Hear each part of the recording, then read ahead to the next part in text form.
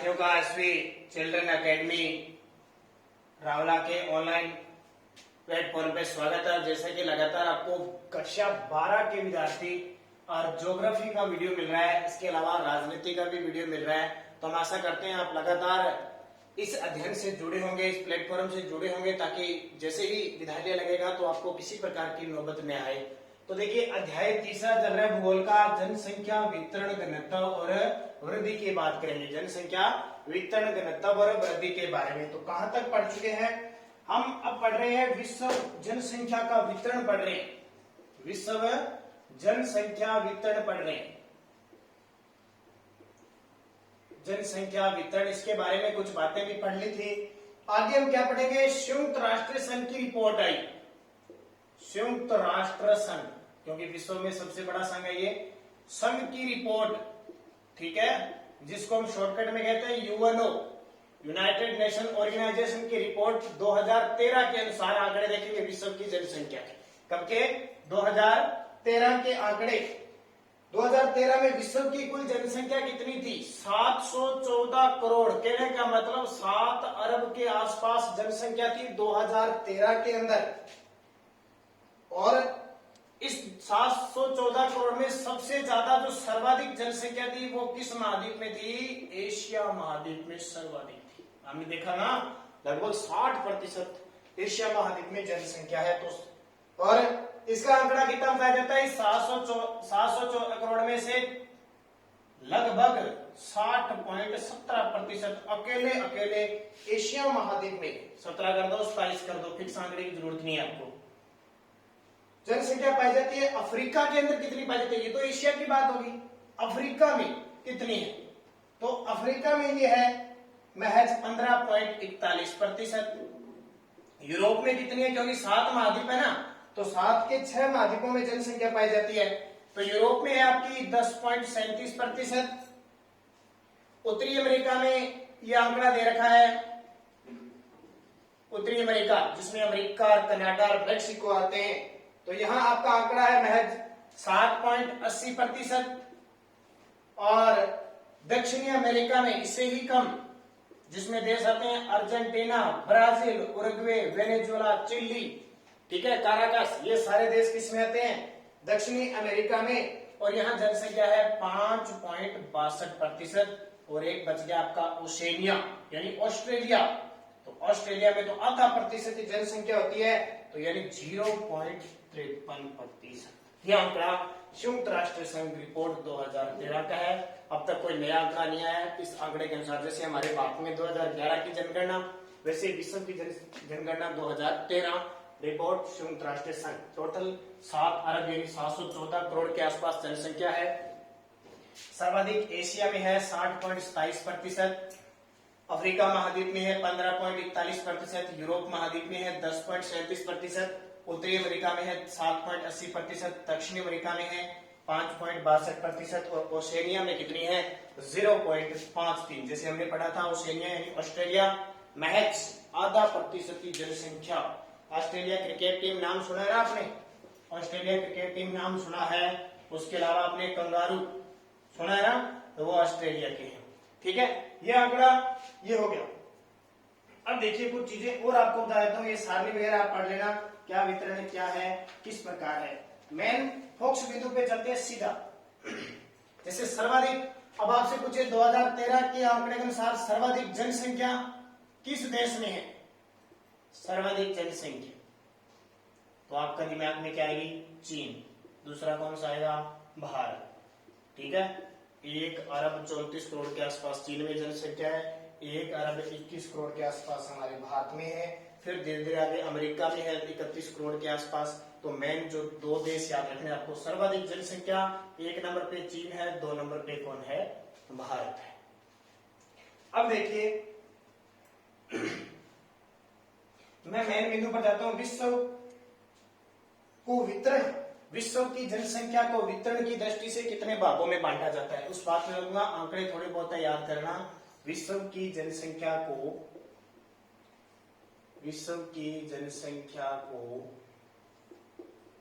वितरण की दृष्टि से विभक्त किया जाता है। बांटा जाता है, ठीक है। वितरण की दृष्टि से अलग अलग क्षेत्रों में अलग अलग नाम से बांटा जाता है। जैसे सबसे पहले आते हैं सघन जनसंख्या वाले प्रदेश, सघन जनसंख्या वाले प्रदेश, ठीक है। वो प्रदेश कौन से है जहां खूब सारी जनसंख्या पाई, खूब सारी। एक हम पढ़ेंगे सघन जनसंख्या वाले, एक हम पढ़ेंगे सामान्य जनसंख्या प्रदेश, एक पढ़ेंगे विरल जनसंख्या और अति न्यून, 4 प्रकार की पढ़ेंगे, ठीक है। अब सघन जनसंख्या कहां कहां हो सकती है, तो वो विश्व के 5 प्रदेश ऐसे हैं जहां जनसंख्या सघन पाई जाती है। विश्व के 5 प्रदेश हैं जहां क्या पाई जाती है, सघन जनसंख्या पाई जाती है। सघन जनसंख्या का मतलब क्या होता है कि खूब सारी जनसंख्या पाई जाती है। क्षेत्रफल कम होता है, लेकिन मान लो एक तो ये हमारा राजस्थान है, यहां ऐसे लोग पाए जाते हैं ऐसे, तो हमारे राजस्थान में हम कह सकते हैं, क्योंकि राजस्थान क्षेत्रफल की दृष्टि से सबसे बड़ा देश है, विरल पाई जाएगी। एक ये बिहार है, इतना बिहार, देखो राजस्थान इतना बड़ा है, बिहार इना का, यहां जनसंख्या ऐसे पाई जाती है, ऐसे ऐसे ऐसे ऐसे ऐसे।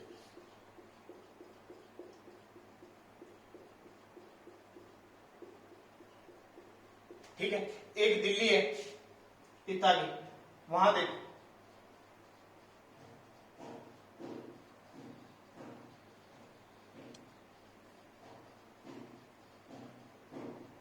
अब ये सघन हुआ कि नहीं। एक क्षेत्र है, मान लो उत्तर प्रदेश मान लो, या कोई और मान लो, हमारा आंध्र प्रदेश मान लो, वहां जनसंख्या ऐसी है।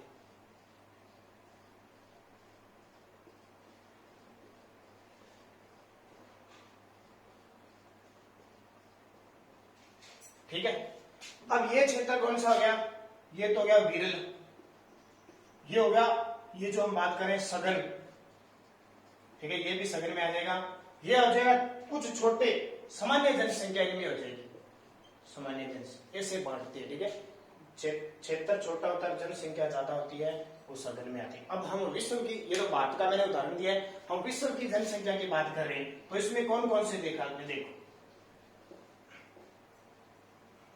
इसमें देश पूर्वी एशिया के, ठीक है, पूर्वी एशिया के, पूर्वी एशिया के आता है तो चीन। अब आप सोचते हो सर चीन का क्षेत्रफल तो बहुत है, जनसंख्या बहुत है, लेकिन ध्यान रखना जनसंख्या बहुत है, ये मान लो चीन है ना, ये चीन नक्शे में देखना, चीन का इतना बड़ा भाग है, भारत में क्षेत्रफल की दृष्टि से बड़ा देश है ये, हालांकि क्षेत्रफल की दृष्टि से तीसरा बड़ा देश है, और भारत से भी बड़ा क्षेत्रफल में जनसंख्या बड़ा है, लेकिन इसकी जो जनसंख्या रहती है ना 1.34 करोड़, ये जो अरब रहती है 1.34 अरब, ठीक है, इतने क्षेत्र में रहती है। बाकी यहाँ पे बर्फ ही बर्फ है, यहाँ कुछ नहीं होता है, ठीक है। ऊपर से बर्फीली साइबेरियन क्षेत्र के आसपास है ना, यहाँ पे इधर रूस है, तो इतनी क्षेत्र में जनसंख्या रहती है, खेती बाड़ी वगैरह इतने में होती है, सबसे ज्यादा जनसंख्या चीन में रहती है, इसलिए चीन किस में आता है, सघन जनसंख्या वाले क्षेत्र में आता है। कभी ऐसे मत सोचना या भारत भी सघन क्षेत्र में आता है, भारत का क्षेत्रफल बहुत है, भारत पूरे देश में पूरे क्षेत्र में फैले हुए है जनसंख्या, लेकिन चीन की नहीं फैली हुई है। चीन, जापान, जापान का नाम सुना ना आपने, दक्षिणी कोरिया, ताइवान, ये देश है सारे, कभी नेक्स्ट में देखना, हांगकांग, ठीक है, ये कहां जाएंगे, चीन, जापान, दक्षिणी कोरिया, ताइवान, हांगकांग, ये पूर्वी एशिया के हैं। उसके बाद में देखें दक्षिणी एशिया के, तो दक्षिणी एशिया में हमारा भारत आ जाएगा, क्योंकि भारत की जनसंख्या खूब है। भारत, पाकिस्तान, बांग्लादेश और श्रीलंका, ये आ गई, ठीक है, नेपाल भी आ जाएगा। फिर देखें दक्षिणी, संपूर्ण दक्षिणी पूर्वी एशिया, दक्षिणी पूर्वी एशिया, अब देखो पहले पूर्वी एशिया और दक्षिणी एशिया, अब दक्षिणी पूर्वी एशिया के देश कौन कौन से आते हैं, पता होना चाहिए देश है कहां कहां पे, फिर याद रहेंगे आपके बड़े होंगे। दक्षिणी पूर्वी एशिया आ जाएगा, और उत्तर पश्चिम यूरोप के तट आ जाएंगे, यूरोप के, उत्तर पश्चिम यूरोप के, जैसे ब्रिटेन, जिसको हम इंग्लैंड कहते हैं, ब्रिटेन आ जाएगा, जर्मनी आ जाएगा, हॉलैंड आ जाएगा, बेल्जियम आ जाएगा, Britain, Germany, Holland, Belgium, France, Ireland, Denmark, France, Ireland, Denmark, ठीक है, आदि देश, इन देशों को ध्यान रखना। और भी है, इटली, स्पेन भी आ गया, इटली भी है। अब देखो इनको आपको याद करने पड़ेंगे। याद करने का मतलब क्या है, याद करने पड़ेंगे, इनको आपको नक्शा लेके आ जाना, एक तो बड़ा चार्ट लेके आ जाना नक्शे का, और दूसरा छोटे नक्शे लेके आ जाना, क्योंकि हम पहले विश्व का पढ़ रहे हैं, तो विश्व का नक्शा लेके आना। याद कब रहेगा ये भूगोल, जब आपको ये पता होगा पाकिस्तान, बांग्लादेश, श्रीलंका, नेपाल, ताइवान, दक्षिणी कोरिया, जापान, चीन, Ireland, Denmark, Spain, Italy, Belgium, France, ये सारे है कहां पे। अगर नक्शे में आ गया तो फ्रांस का नाम लेते आपके दिमाग में आ जाएगा, हाँ वहां पे, ठीक है, डेनमार्क का नाम आ जाएगा। अब देखो और भी आते हैं इसके अंदर, कौन कौन से, देखो पूर्वी उत्तरी अमेरिका के, खुद अमेरिका आ जाएगा और कनाडा आ जाएगा, ठीक है, अलग अलग महाद्वीपों में अलग अलग देश तो आएंगे ना, अमेरिका कनाडा दोनों ही आ जाएंगे, क्योंकि आपको पता है अमेरिका, इस उत्तरी अमेरिका में 1779 की क्रांति के बाद लगातार जनसंख्या क्या है, बढ़ी है। तो ये हो गए सघन जनसंख्या वाले प्रदेश। अब आपके क्वेश्चन आ जाए, क्योंकि क्वेश्चन तो याद तो पूरा ही आएगा। विश्व की जनसंख्या को वितरण की दृष्टि से विभक्त किया जाता है। सबसे पहले सघन जनसंख्या वाले प्रदेश, तो आप क्या बताओगे, विश्व के 5 प्रदेश है सघन जनसंख्या वाले, 1, 2, 3, 4 और 5। अब देखो पूर्वी एशिया में, अब आपके दिमाग में रहेगा ना पूर्वी एशिया, तो पूर्वी एशिया में चीन, जापान, दक्षिणी कोरिया, ताइवान, हांगकांग। दक्षिणी एशिया भारत, पाक, बांग्लादेश, श्रीलंका। अब आपको पता लग गया हमारा भारत किस एशिया में तो रहता है, लेकिन दक्षिणी एशिया में आता है। पूछ ले पूर्वी पश्चिमी, तो दक्षिणी एशिया। देखो फिर दक्षिणी पूर्वी एशिया के देश पूरे ही आ जाते हैं, ठीक है, नाम लेने की जरूरत नहीं, ये सारे वापिस आ जाएंगे।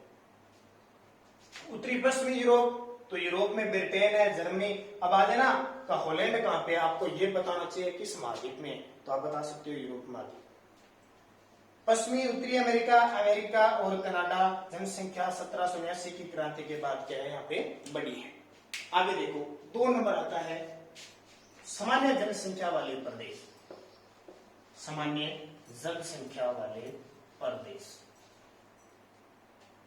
अभी मैंने चित्र से आपको बताया था, 2 नंबर क्या आ जाएगा, सामान्य जनसंख्या वाले प्रदेश, जनसंख्या वाले प्रदेश, सामान्य जनसंख्या वाले, ठीक है, इनमें कोई ज्यादा नहीं, ये खास करके बता देता हूं मैं क्यों पाई जाती है ऐसी भूगोलिक, कुछ भूगोलिक परिस्थितियां हो जाती है। जैसे दक्षिणी अमेरिका है, दक्षिणी अमेरिका के अंदर एक देश है चिली, चिली वैसे मिर्च होती है ना, ये मैं आपको बना के दिखा देता हूँ यहाँ पे, इस प्रकार ये दक्षिणी अमेरिका है, इसके आसपास यहाँ से लेकर लगभग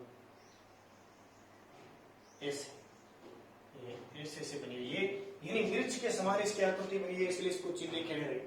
अब यहाँ देखो मरुस्थल है, आटाकामा मरुस्थल है चिल्ली का, यहाँ जनसंख्या बहुत कम रहती है, लेकिन किस कारण से रहती है, चिल्ली के अंदर विश्व का सबसे ज्यादा तांबा उत्पादन होता है, सबसे ज्यादा तांबे की खाने, तांबा सबसे ज्यादा उत्पादन कहाँ होता है, चिल्ली में होता है। तो लोग जहाँ खान होगी, खनिज संसाधन होंगे, वहां जाके बसेंगे ना, तो वो सामान्य हो गया, सामान्य जनसंख्या वाले हो गए। चिली में कोई जनसंख्या नहीं रहती है, लेकिन सिर्फ चीनी में पूरे विश्व का सबसे ज्यादा तांबा उत्पादन किया जाता है, इसलिए लोग इस तांबे के उत्पादन के लिए, रोजगार के लिए यहाँ रहते हैं, रोजगार के लिए रहते हैं, यहाँ घर बनाएंगे, स्थायी रहेंगे, इसलिए ये सामान्य जनसंख्या में आता है। और जैसे ठीक है, क्योंकि और यहाँ पे वो एंडीज पर्वतमाला भी फैली हुई है, एंडीज पर्वतमाला, एंडीज पर्वतमाला के बीच ही चिल्ली आ जाता है। अब पर्वतमाला है बहुत बड़ी, विश्व की सबसे लंबी पर्वतमाला कौन सी है, एंडीज पर्वतमाला है। तो एंडीज पर्वतमाला है, तो यहाँ लोग बहुत कम रहते हैं, लेकिन इस चिल्ली में इस तांबा उत्पादन के कारण लोग रहते हैं, इसलिए ये क्षेत्र कौन सा आ जाएगा, सामान्य जनसंख्या वाला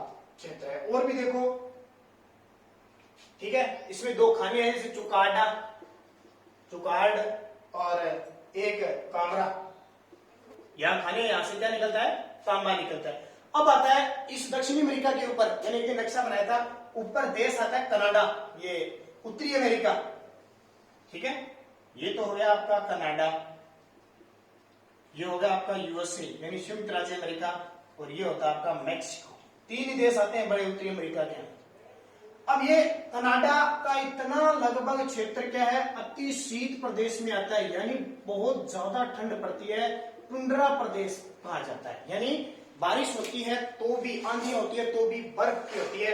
अब कनाडा के इस क्षेत्र में जनसंख्या क्यों रहती है, क्योंकि विश्व का सबसे ज्यादा यूरेनियम का भंडार, यूरेनियम जिससे परमाणु बम बनते हैं, यूरेनियम का भंडार कहाँ पे है, कनाडा में, यूरेनियम की खान है, इसलिए जनसंख्या यहाँ क्या है, रहती है। तो ये भी पता लग गया, यूरेनियम के कारण लोग रहते हैं, तो ये सामान्य जनसंख्या वाले प्रदेश। बात समझ में आ गई। तीसरी बात आती है दक्षिणी अफ्रीका या ऑस्ट्रेलिया की बात करें, ठीक है, ऑस्ट्रेलिया की बात करें तो ऑस्ट्रेलिया, अभी हमने पढ़ा कि ऑस्ट्रेलिया में विश्व की महज 8% जनसंख्या पाई जाती है।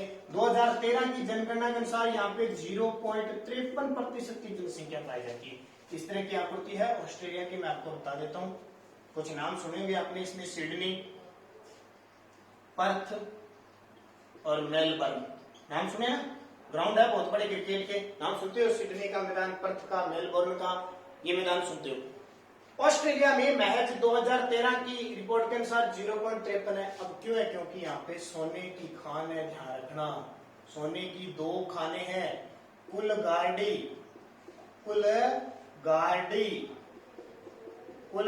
व कालगुर्डी, ठीक है, ये 2 खाने विश्व प्रसिद्ध है। अब सोने की खान है तो जनसंख्या यहाँ रहेगी, तो इस खान के आसपास लोग खुदाई के लिए रहते हैं, उन्हें रोजगार प्राप्त है, तो ये क्षेत्र किसमें आ गए, सामान्य जनसंख्या वाले प्रदेश। मेरे हिसाब से आपके बात समझ में आ गई होगी। 3 चीजें मैंने बताई, एक तो चिल्ली, तांबे के कारण लोग रहते हैं, बताई मैंने, दूसरा मैंने कनाडा, यूरेनियम के भंडार है इसलिए, और तीसरा ऑस्ट्रेलिया, सोने की खान यहाँ निकलती है, इसलिए लोग उतने ही रहते हैं जितने की खानों में जरूरत होती है। तो ये बात आपको बढ़िया तरीके से याद रखनी है, ये समझ में आ गया।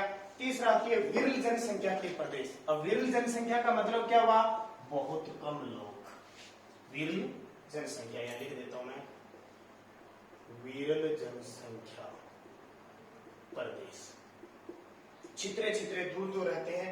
इसमें मैं आपको कहता हूं विश्व की 5% जनसंख्या निवास करती है। 3 नंबर पे क्या आता है, विश्व विरल जनसंख्या, विश्व की 5% की जनसंख्या विरल में कहाँ है, तो जैसे इनकी स्थिति देख लीजिए, स्थिति के अनुसार है, स्थिति, उच्चावच, जलवायु की विषम परिस्थितियां जहां जहां होती हैं, ठीक है, जहां न के बराबर जलवायु की मात्रा होती है, बारिश नहीं होती है, सूखा होता है, जैसे मरुस्थल हो सकते हैं, पहाड़ी इलाका हो सकता है, बर्फबारी हो सकता है, जैसे साइबेरिया क्षेत्र हो गया, सारा का मरुस्थल हो गया, चिल्ली का, आटाका का मरुस्थल हो गया, ठीक है, तो वहां ये जनसंख्या पाई जाती है। चौथा, अति न्यून जनसंख्या वाले क्षेत्र, अति न्यून जनसंख्या वाले क्षेत्र, अति न्यून यानी बिल्कुल ही कम मात्रा में, न के बराबर जनसंख्या होती है, तो अति न्यून में देखिए, वही मैंने बता दिया आपको, जलवायु की भिन्नता, कोई नदियां हैं, कोई धरातल है, विषमता, धरातल उबड़ खाबड़ है, कोई पठार है, कहीं इस तरह के क्षेत्र है तो वहां नहीं होता है। विषुवत रेखा के आसपास वहां खूब सारी गर्मी पड़ती है, वहां नहीं होते, तो ये अति न्यून क्षेत्र में आते हैं। जो मरुस्थलीय क्षेत्र आते हैं वहां ये जनसंख्या निवास नहीं करते थे। 4 पॉइंट आज हमने क्लियर कर लिए, कौन से जनसंख्या के वितरण की दृष्टि से विभाग, कौन कौन से, सघन, सामान्य, विरल और अति न्यून। कल हम पढ़ेंगे जनसंख्या वितरण को प्रभावित करने वाले कारक। तो आशा करता हूँ आपको समझ में आ गया होगा, बस आपको एक बार दोबारा इसको पढ़ना है, मैंने आपको मेन चीजें बताई है, दोबारा पढ़ना है, नक्शा आपको भरना है ताकि आप समझ सकें। नक्शा लेके जरूर आओगे, अगर नक्शे में सारी चीजें भरोगे, देश पता होना चाहिए, कौन से एशिया, कौन से अफ्रीका में, कौन से यूरोप में, ये समझ में आ जाएगी, तो आप बढ़िया तरीके से इस भूगोल का भी करोगे। 100 में से 100 नंबर आपके मैं गारंटी लेता हूँ, मानता हूँ। बस अगर आप जैसे मैं कहूंगा वैसे आप चलोगे, तो पढ़ना एक बार जरूर इसको दोबारा और नक्शे में भरना।